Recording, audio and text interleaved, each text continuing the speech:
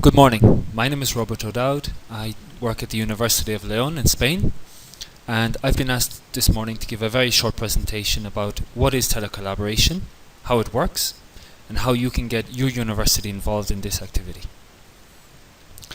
I imagine all of you are very familiar with our aim that by 2020, 20% of those graduating from European institutions will have had some sort of international experience abroad. However, I think the most important aspect of that aim is what happens to the remaining 80%. What happens to all of those students at our universities that don't get an opportunity to go abroad, whether it be for academic reasons, financial reasons, whatever. And the European Commission is also treating this very seriously. As this recent report suggests, it says that higher education policies must ensure that the large majority of learners who are not mobile are nonetheless able to acquire the international skills required in a globalized world. And this is where I believe telecollaboration comes in. Telecollaboration is very simply intercultural online collaborative learning. It's bringing groups of learners, classes of learners from universities around the world into contact together virtually to carry out tasks together under the guidance of educators, of their teachers. Okay, this is known in different areas of research and in different countries under different names. It's been called virtual exchange. It's been called, some of you will probably be familiar with the term COIL, Collaborative Online International Learning. In my area of research in Europe, we call it OIE, so Online Intercultural Exchange.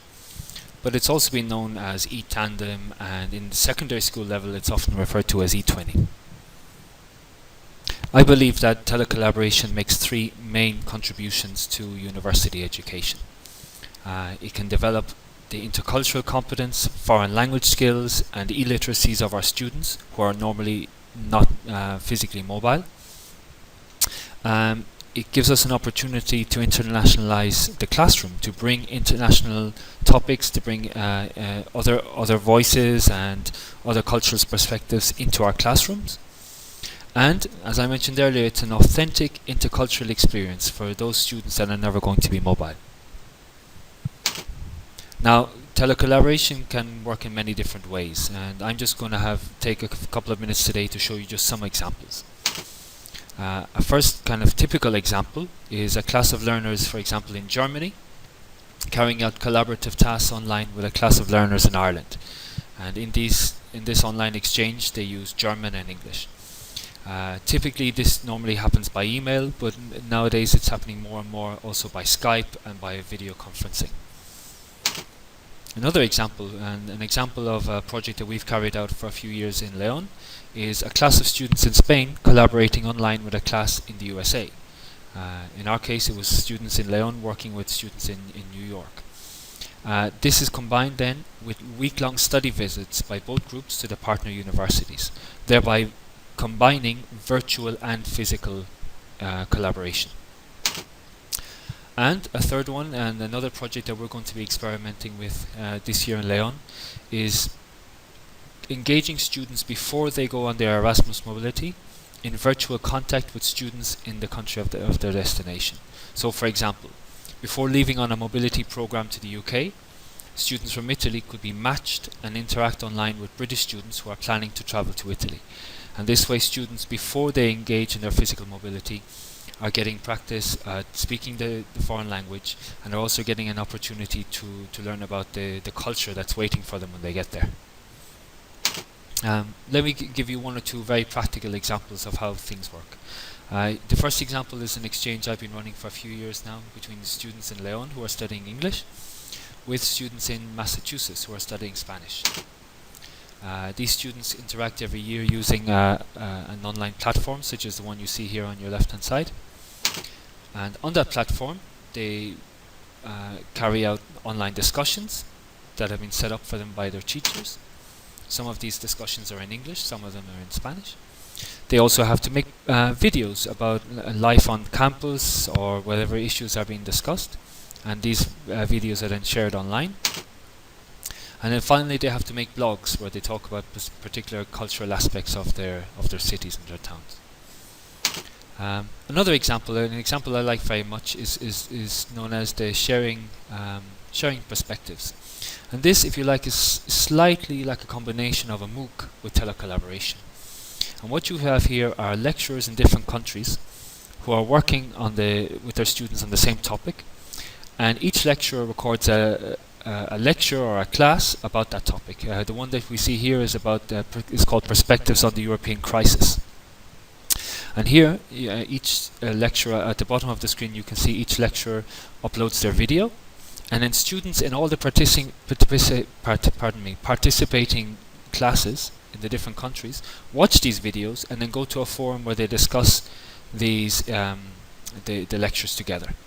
So this is a very nice way of getting different cultural perspectives on the one content, in this case on the one lecture. It's a very nice idea, I think. And finally, an example that I mentioned to you a little bit earlier is the idea of the virtual international partners, this project which will be starting in Leon this year. And what we're going to be doing here is students who are planning on going on Erasmus to Ireland or England are going to be matched with partners in those countries who are planning on coming to Spain on Erasmus. They're going to interact with each other using task sheets that we have given them from the international office.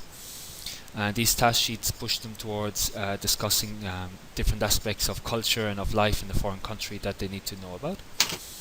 At the end of the exchange, they're going to have to submit a final report reflecting on what they've learned, demonstrating that they have actually interacted together with their partner. And if they do this successfully, they'll be given credit for when they apply for their Erasmus mobility. So this is, shall we say, the carrot, the encouragement for students to actually engage in this type of exchange. Now, this is how telecollaboration works, but the next question is, if you have a group of teachers in your university who want to learn about this, where can they go? Well, based on the Intent project, which we've just finished directing at the University of Leon over the past couple of years, we've set up a platform called the Unicollaboration.eu. And in Unicollaboration, you have a platform where teachers from universities all over the world can log on for free and find classes, partner classes in different countries. So here you have a screenshot of some of the classes that are looking for partners. Or you can, of course, create your own partner class, say what type of students you have and who you want to collaborate with. And you can also find training materials, tasks for your students to do once they are in contact together, tools for evaluating the projects, and many other things. In the training materials, we've got texts, we've got examples of sample projects, and we also have videos of practitioners, of teachers who have engaged in telecollaboration talking about their experiences. So my time has run out, so if you are more interested in finding out more about telecollaboration, please get in contact. Here's my email. You can see this presentation again here, and you can also read our report about telecollaboration in Europe, which was done as part of the Intent project recently. Thank you very much for listening.